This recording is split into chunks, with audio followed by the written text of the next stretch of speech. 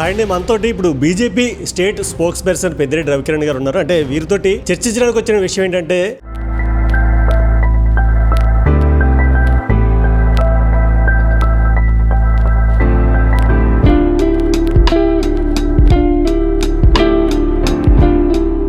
RSS ఉంది, ABVP ఉంది, అంటే ఇంకా పలు అంటే విహెచ్పి అవ్వచ్చు, బజరంగ దళ్ అవ్వచ్చు, ఇలాంటివి కూడా ఉన్నాయి. మరి వాళ్ళందరూ ఎందుకు ఇన్వాల్వ్ అవ్వలేదు? అంటే వాళ్ళ వరకు ఈ యొక్క గవర్నమెంట్కి సంబంధించినటువంటి వాయిస్ని రీచ్ అవడంలో బీజేపీ ఫెయిల్ అయిపోయిందని అనుకోవచ్చా మనం?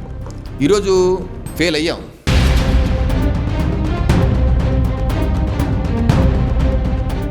ఈ లీకేజ్ అనేటటువంటి దానికి కారణమయ్యి ప్రేరేపించినటువంటి కార్పొరేట్ శక్తులు కొన్ని ఉన్నాయి. వాళ్ళ మీద కూడా ఏమైనా చర్యలు తీసుకున్నారా? ఆ గురువే గుడిసెటి పనులు చేస్తే ఏ రకంగా కాకినాడలో మనం చూడలేదా? ఇక్కడ విద్యా అధిపతులు సంగతి ఎవరైతే బట్టలు తీసి కొట్టుకుంటూ వెళ్ళారు రోడ్డు మీద మనం చూడలేదా? నగరంలో ఈరోజు యూనివర్సిటీలు అయిపోలేదా?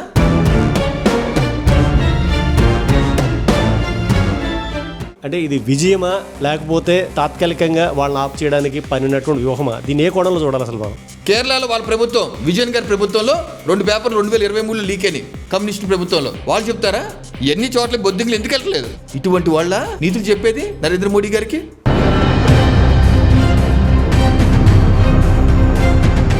పార్టీ కార్యకర్తలను కానీ అక్కడ ఉండేటటువంటి చిన్న చిన్న నాయకుల్ని కాపాడుకోలేకపోయింది. తన సొంత నాయకుల్ని కార్యకర్తల్ని ఎవరైతే ఉన్నారో వీళ్ళనే బలి చేస్తోంది బీజేపీ ఆర్ఎస్ఎస్ జాతీయవాదులు ఈ దేశంలో బతుకున్నంత వరకు వాళ్ళ ఆగడాలు సాగవండి.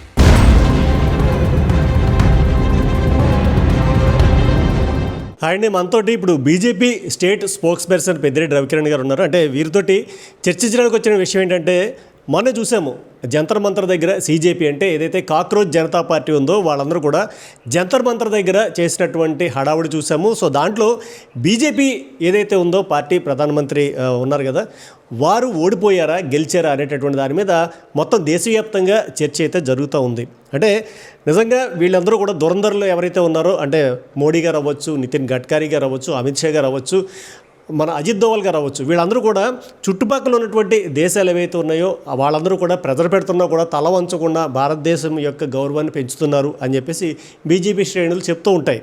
సో అలాగే పాకిస్తాన్లో కూడా వెళ్ళి మనం రీసెంట్గా చూసాం దురంధర్ లాంటి వాళ్ళు ఎవరైతే ఉన్నారో స్పైలు, వీళ్ళందరూ కూడా వెళ్ళి పాకిస్తాన్లో ఉన్నటువంటి చాలామందిని మట్టుబెడుతున్నారు. అంటే భారతదేశానికి వ్యతిరేకంగా వ్యూహరచనలు చేస్తున్నటువంటి తీవ్రవాద మనస్తత్వం ఉన్నటువంటి వాళ్ళందరినీ మట్టుబెడుతున్నాం అనేటటువంటి సినిమాలు అయితే మనం చూసాం. పార్ట్ 1, 2 కూడా చూసాం. కాకపోతే కేవలం బొద్దింకలుగా తమను తాము చెప్పుకుంటున్నటువంటి కొంతమంది విద్యార్థులు అవ్వచ్చు, విద్యార్థులతో పాటు కలిసిపోయినటువంటి అల్లరిమోకలు అవ్వచ్చు, వీళ్ళందరూ కూడా ఖచ్చితంగా విజయం సాధించినట్టు ఉన్నటువంటి పరిస్థితి అయితే కనబడుతున్నాయి. దీనికి సంబంధించి బీజేపీ స్పోక్స్ పర్సన్గా అసలు వారేం చెప్తారు అనేటువంటి విషయం అయితే మనం ఒకసారి తెలుసుకుందాం.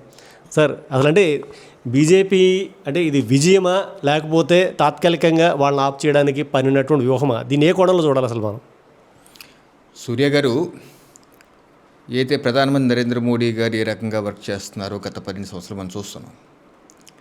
అయితే ఈ ప్రభుత్వాన్ని కూల్చాలి, అప్రజాస్వామికంగా కూల్చాలని చెప్పేసి దేశ బయట ఉన్నటువంటి శక్తులు, దేశంలో ఉన్నటువంటి కొంతమంది శక్తులతో కలిసి ఏ రకంగా గత కొన్ని సంవత్సరాలుగా అనేకమైన కార్యక్రమాలు రూపకల్పన చేస్తున్నారు.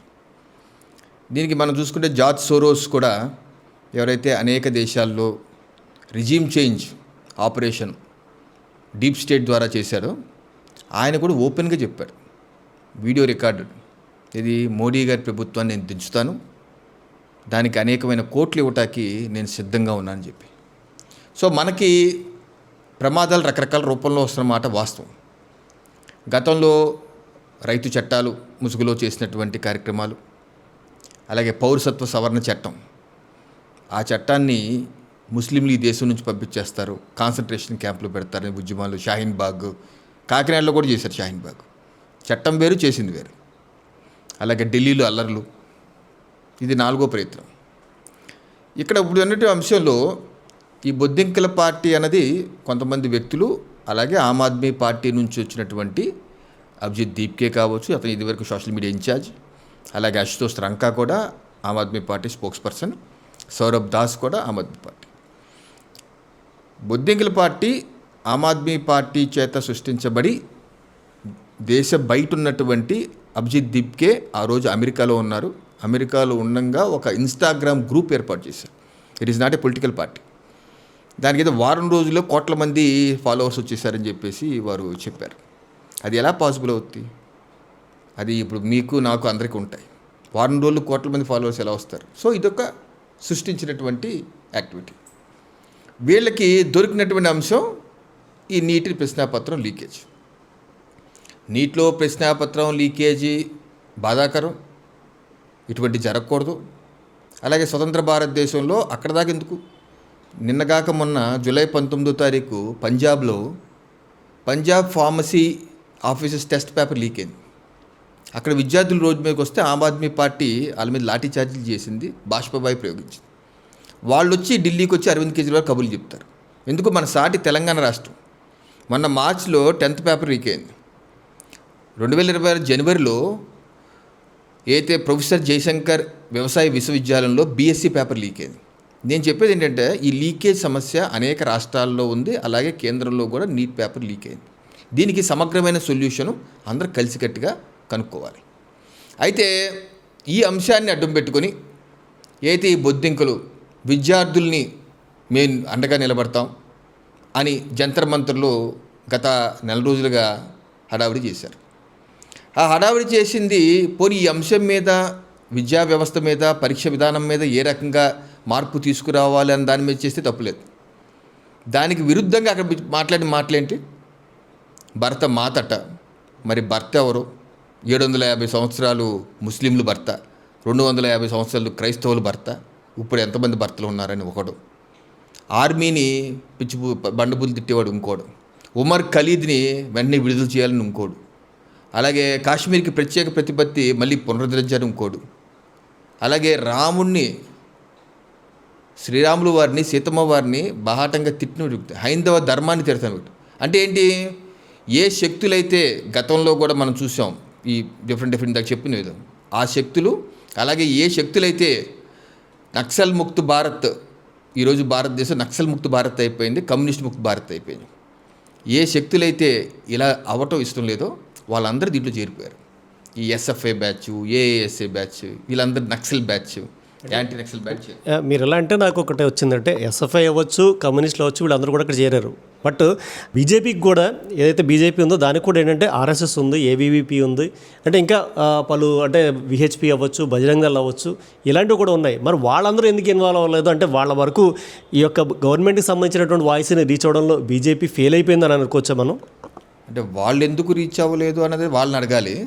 కానీ జరిగిన పరిణామాలు ఏ రకంగా ఒక ఉద్యమాన్ని బిల్డప్ చేస్తున్నట్టు ఆ రోజు వరకు కూడా 20వ తారీఖు వరకు కూడా అక్కడేం లేదు. ఒక్కసారిగా యాంటీ నేషనల్ శక్తులు దాంట్లోకి వచ్చేస్తాయి. ఈరోజు ఆర్టిఫిషియల్ ఇంటెలిజెన్స్ ఫేషియల్ రికగ్నిషన్ ద్వారా 2873 మంది నేర చరిత్రలు, ఇది 101 మంది మర్డర్ కేసులు ఉన్నవాళ్ళు, 10కి పైగా మర్డర్లు చేసిన వాళ్ళు 12 మంది ఉన్నారు. అలాగే రేపులు చేసిన వాళ్ళు, అలాగే రాబరీలు చేసిన వాళ్ళు, వీళ్ళందరూ దాంట్లో ఉన్నారు. వీళ్ళందరూ ఎవరు తెచ్చారండి?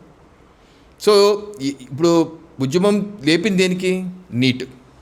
చేసింది ఏంటి? సమస్య లేదా అంటే సమస్య ఉంది. సమస్య ఉంది కాబట్టే ప్రధానమంత్రి నరేంద్ర మోడీ గారు స్పందించారు. ఈరోజు public examinations act, prevention of unfair means act amendment 2026ని నేను రాజ్యసభలో కూడా పాస్ చేసుకున్నాం. అది చట్ట రూపంలో 2024 చేసిన స్వతంత్ర భారతదేశంలో అండి ఇలాంటి లీకేజీలు చేస్తే శిక్షించడానికి ఏ చట్టం లేదు అసలు. కాంగ్రెస్ వీళ్ళందరూ కబుర్లు చెప్తారు. ఎవరు చేశారు చట్టం? అది ఫిబ్రవరి 5, 2024 ప్రధానమంత్రి నరేంద్ర మోడీ గారి నేతృత్వంలో చట్టం చేసింది. అప్పటి వరకు దేశంలో చట్టమే లేదు. పిక్ పాకెటింగ్ యాక్ట్లు పెట్టేవాళ్ళు వాళ్ళ మీద. అప్పుడు చేసిన చట్టంలో ఏముంది? 3 ఏళ్ళ నుంచి 5 ఏళ్ళ వరకు జైలు శిక్ష అన్నారు. ఇప్పుడు అది సరిపోవట్లేదని సవరించారు, 10 ఏళ్ళ వరకు జైలు శిక్ష. అలాగే వేగంగా విచారణ చేయడానికి స్పెషల్ కోర్టు, అలాగే దానికి విచారణ కూడా టైం లైన్స్ పెట్టారు. 2 మాసాల్లో ఛార్జ్షీట్ ఇవ్వాలి, 3 మాసాల్లో కోర్టులో హీరింగ్ అయిపోవాలి.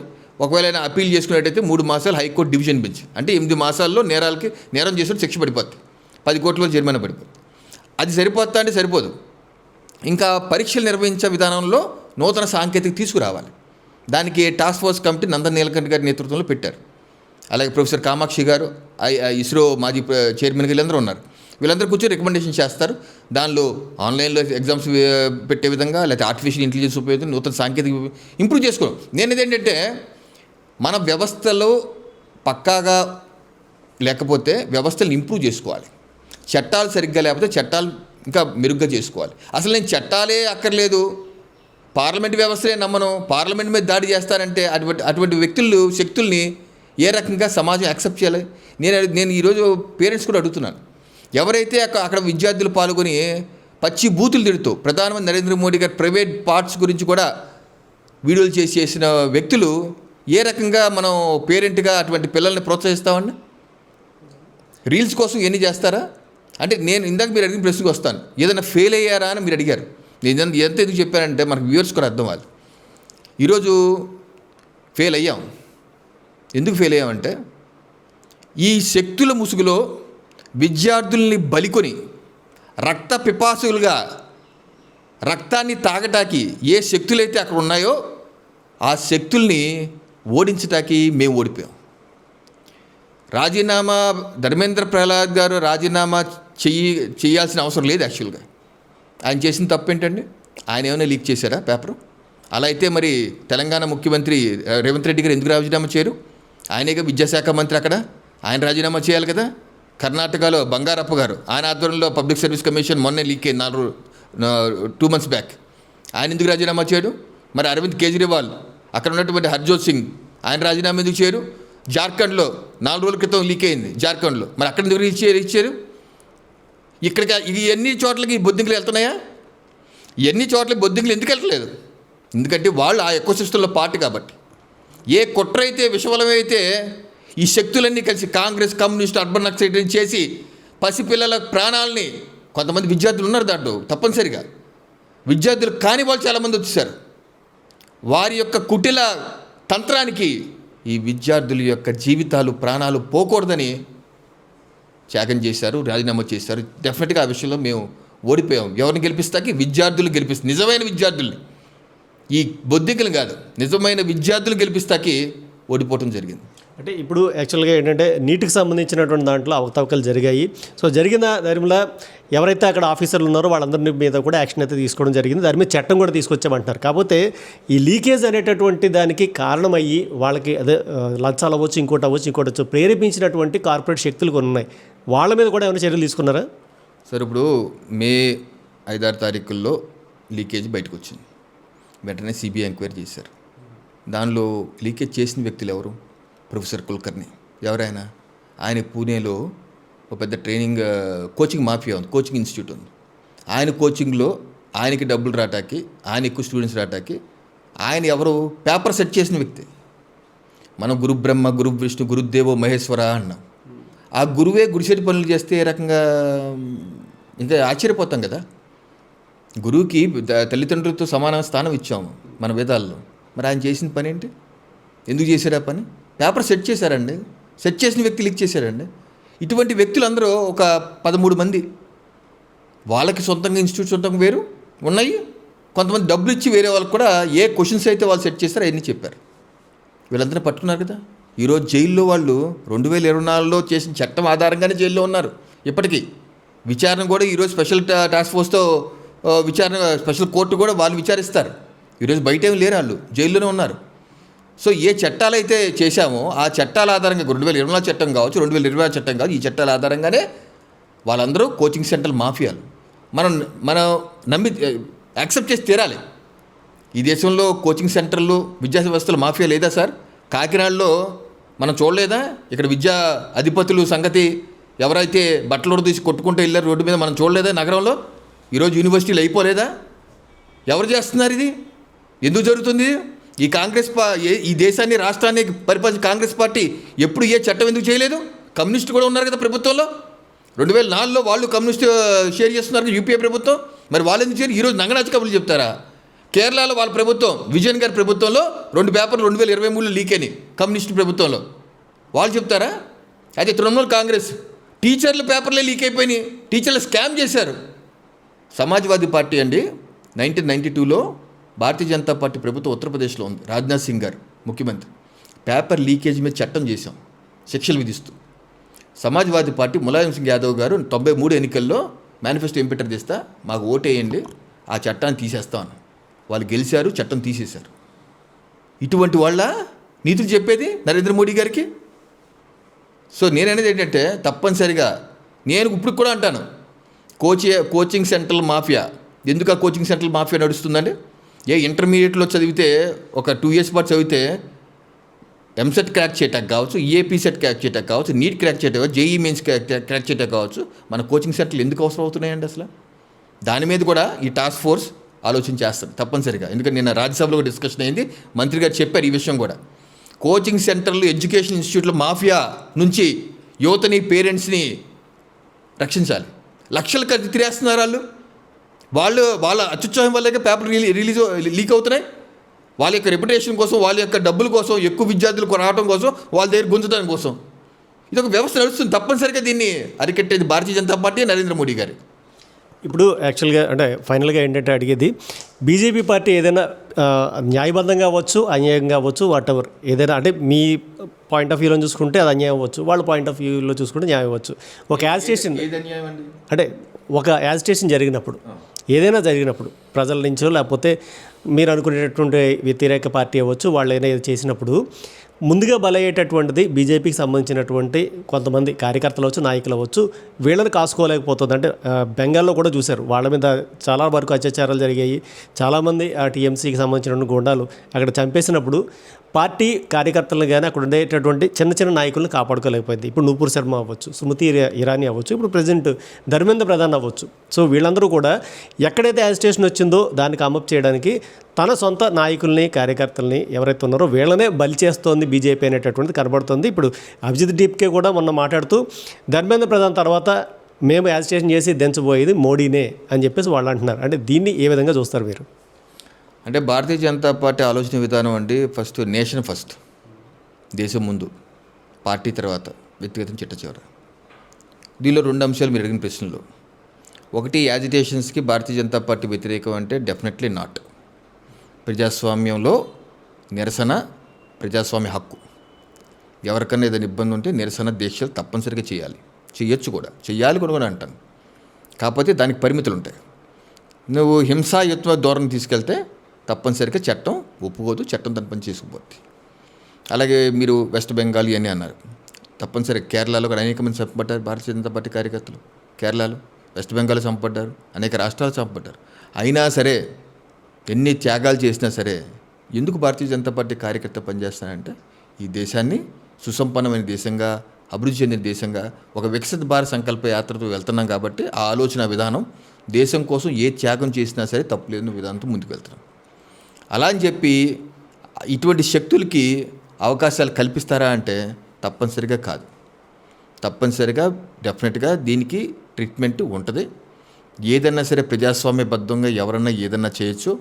అంతేగాని అప్రజాస్వామికంగా నేపాల్, బంగ్లాదేశ్, శ్రీలంకలు, పాకిస్తాన్ లాగా నేను ప్రభుత్వాల్ని ఇటువంటి ముసుగులో దించేస్తాను అంటే బీజేపీ, ఆర్ఎస్ఎస్, జాతీయవాదులు ఈ దేశంలో బతుకున్నంత వరకు వాళ్ళ ఆగడాలు సాగవండి. ఒక అడుగు వెనక్కి వేసిన మాట వాస్తవమే. కదా, సింహం ఏ రకంగా ఒక అడుగు వెనకేస్తారో అలా వెనక్కి వేసాం. ఎందుకు వేసామంటే ఇందాక నేను చెప్పినట్టు విద్యార్థుల యొక్క భవిష్యత్తు. ఏ ఒక్క విద్యార్థి అయినా సరే అక్కడ చనిపోయి ఉంటే అందరికీ బాధే కదండి. నేను కూడా ఒక తండ్రినే, నాకు 2 పిల్లలు ఉన్నారు. అటువంటి బాధ కలగనివ్వకూడదనే ఈరోజు పోలీసులు కూడా 200 మంది దెబ్బలు తిన్నారండి వాళ్ళతో. దానిలో నేను ఇందాక చెప్పినట్టు క్రిమినల్లో దొరికిపోయారు. మనకేమవుతుందంటే ఎవరు క్రిమినల్, ఎవరు స్టూడెంట్ అర్థం కాదు. ఒక తుపాకీ పేల్చామనుకోండి, ఎవరన్నా ఇదైపోతారు. ఆ పరిస్థితి రాకూడదని చెప్పేసి చేయడం జరిగింది. తప్పనిసరిగా ఇటువంటి నివారిస్తాం. యువత కోసం పనిచేస్తుంది భారతీయ జనతా పార్టీ, నరేంద్ర మోడీ గారి ప్రభుత్వం. ఏ విద్యార్థులైతే యాజిటేషన్ చేయడం తప్పేం లేదు. కానీ వారికి కూడా నేను రిక్వెస్ట్ చేసేది ఏంటంటే, 12 ఏళ్ల క్రితం దేశంలో విద్యా వ్యవస్థ ఎలా ఉంది, ఇప్పుడు ఎలా ఉంది ఒకసారి గమనించండి. 12 ఏళ్ల క్రితం దేశంలో ఎంబీబీఎస్ సీట్స్ 40,000 సీట్స్ మాత్రమే ఉన్నాయి. అలాంటిది ఈరోజు 1,40,000 సీట్లు ఉన్నాయి. 1,40,000. మెడికల్ కాలేజెస్ గతంలో 350 ఉన్నాయి, ఈరోజు 800 ఉన్నాయి. గతంలో యూనివర్సిటీస్ 750 ఉన్నాయి, ఈరోజు దగ్గర 1,400కు మించినాయి. ఐఏఎంలు ఎన్ని ఉన్నాయి, ఇప్పుడు ఎన్ని ఉన్నాయి? ఎయిమ్స్ గతంలో 7 ఉన్నాయి, ఇప్పుడు 23 ఉన్నాయి దేశంలో. ఐఐటీస్ ఎన్ని ఉన్నాయి, IIITs ఎన్ని ఉన్నాయి? ఈ రకంగా విద్యా వ్యవస్థలో అనేకమైన మార్పులు తీసుకొచ్చి, అలాగే నీటి పెట్టడం వలన కూడా ఇదివరకు 2014 నీటికి రాకముందు క్యాపిటేషన్ ఫీజు, డొనేషన్ ఫీజు లాగేసేవారు విపరీతంగా. ఈరోజు తగ్గింది నీటి రావడం వలన. సో ఇటువంటి అనేక సంస్కరణలు తీసుకొస్తున్నారు. అలాగే మనం చూడండి, ఉద్యోగ అవకాశాలు కూడా స్టార్టప్లు 2014 ముందు స్టార్టప్లు దేశంలో 200 ఉండేవి, ఈరోజు 2 లక్షల పై చెట్టు స్టార్టప్స్ ఉన్నాయి. ఏ రకంగా అవుతుంది? స్టార్టప్లో పనిచేసేది యువతే కదా. మనం చూసాం స్కై రూట్ రాకెట్ లాంచింగ్, వాళ్ళు చేసినటువంటి వ్యక్తుల యొక్క యావరేజ్ ఏజ్ అంతా 28 ఏళ్ళు. వాళ్ళకి ఇచ్చిన అవకాశాలు ఎవరిచ్చారు? నరేంద్ర మోడీ గారు కాదా? చట్ట సవరణ చేసి ఆ రంగంలో ప్రైవేట్ వ్యక్తులు కూడా అవకాశం కల్పిస్తే కదా ఆ బ్రెయిన్స్ అన్నీ ఆ యంగ్స్టర్స్ జమ్ములు లాంటి వచ్చి చేశారు. ఇవన్నీ చేస్తుంది ఎవరు? నరేంద్ర మోడీ గారే కదా. సో నేను రిక్వెస్ట్ చేసేది ఏంటంటే, యువత కొంతమంది శక్తుల యొక్క ఉచ్చులో పడద్దు. దేశ వ్యతిరేక శక్తులు కాచుకుని ఉన్నాయి. అటువంటి వ్యక్తులు ఉచ్చులో పడద్దు. మీ న్యాయమైన విషయాల మీద తప్పనిసరిగా ఈ ప్రభుత్వం 1కి 10 సార్లు వింటది. సమాధానం పరిష్కారం చేసేది కూడా నరేంద్ర మోడీ గారి ప్రభుత్వమే. సో అదండి, అంటే ఇప్పటివరకు ఏవైతే పేపర్ లీకేజీలు ఉన్నాయో వాటి మీద సరైనటువంటి చట్టాలు లేవు. కాబట్టి ఇప్పుడు ఏదైతే నరేంద్ర మోడీ నాయకత్వంలో ఉన్నటువంటి బీజేపీ ప్రభుత్వం ఏదైతే ఉందో వాళ్ళైతే ఇప్పుడు చట్టాలు అయితే తీసుకొచ్చారు. బట్ యువత తప్పుదారులు వెళ్ళిపోవద్దు అనేటటువంటిది ఒకటి ఆయన పెద్దిరెడ్డి రవికిరణ్ గారు అయితే తెలియజేశారు. అంతేకాకుండా ముందు నాయకులను ఎందుకు త్యాగం చేస్తుంది అన్నదాన్ని కూడా వారైతే సమాధానం చెప్పారు. అంటే నాయకులు వ్యక్తిగతమైనటువంటి కారణాలు మాకు ముఖ్యం కాదు, ముందు నేషన్ ఫస్ట్, అంటే దేశమే మాకు ప్రధానము. కాబట్టి దేశంలో ఎవరైతే యువత ఉన్నారో వాళ్ళు కూడా యాజిటేషన్స్ చేయొచ్చు, అది ప్రజాస్వామ్యంలో భాగం. కాబట్టి అందుకే మేము ఎదుర్కోలేదు. కాకపోతే మెజారిటీ ఎవరైతే ఉన్నారో ఆ యొక్క విద్యార్థులకు సంబంధించినటువంటి ఆ యొక్క నిర్ణయానికి కట్టుబడే ప్రధాని గారిని అయితే త్యాగం చేయడం అయితే జరిగింది పార్టీ నుంచి అని అయితే వారైతే తెలియజేశారు. So this Suryakondi from YNC news channel Kakinada.